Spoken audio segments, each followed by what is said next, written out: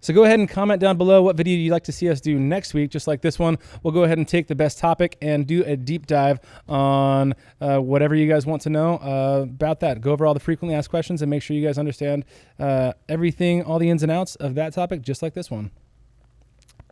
And now for the actual video. Okay, today we're doing a video on rice hulls because that was commented on the Ask Corbs video.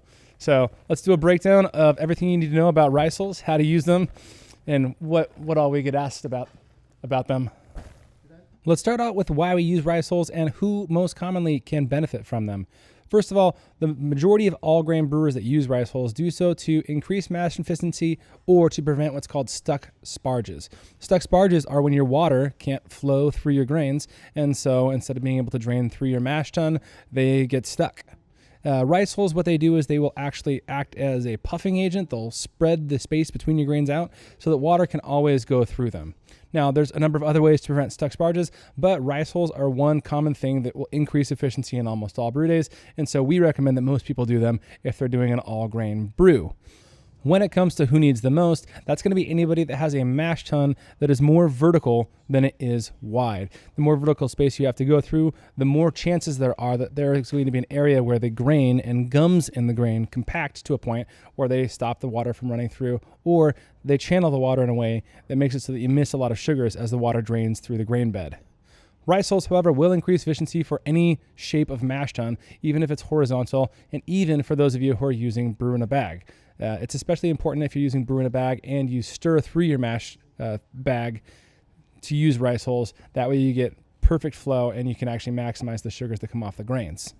Regardless of your mash vessel, one thing that will increase the efficiency of all your beers is going to be recirculation, and recirculation becomes less effective if there's not separation between the grains, especially if there's a lot of proteins and gums in the mash. So rice hulls kind of help across the board, pretty much all grain batches of beer, regardless of vessel or your style of brewing.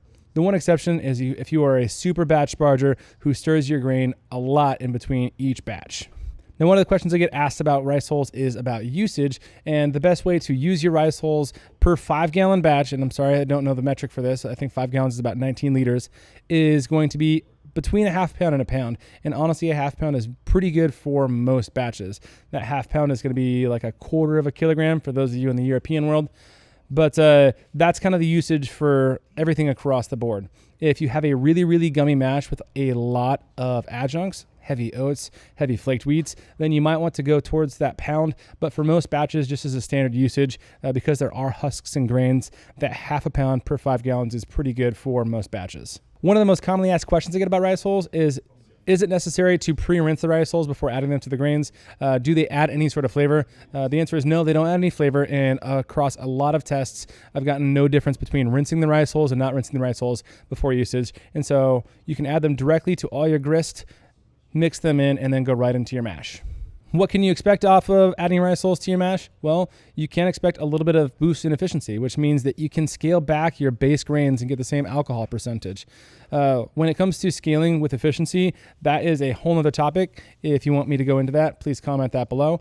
But basically something to note is that specialty grains like crystal malts and roast malts will scale less with efficiency than base malts will. So your base malts are going to be the ones that are going to be the most adjusted. That will just change how your flavors come out in your beer. So it's something to keep note of. And again, comment below if you want me to dive into that a little bit more in a future video. And that's pretty much it. So the hot water from the mash isn't going to extract tannins. You're not going to get any other flavors from those rice hulls. And the usage is pretty simple. We recommend most people do these in the mash about a half pound per 5 gallons. And well, I mean, as you can see, I switched spots and outfits. It's a different day. Audio cut out on the last track, but you know, the rest of the video is quality, right? So if you appreciated it, then go ahead and hit that like.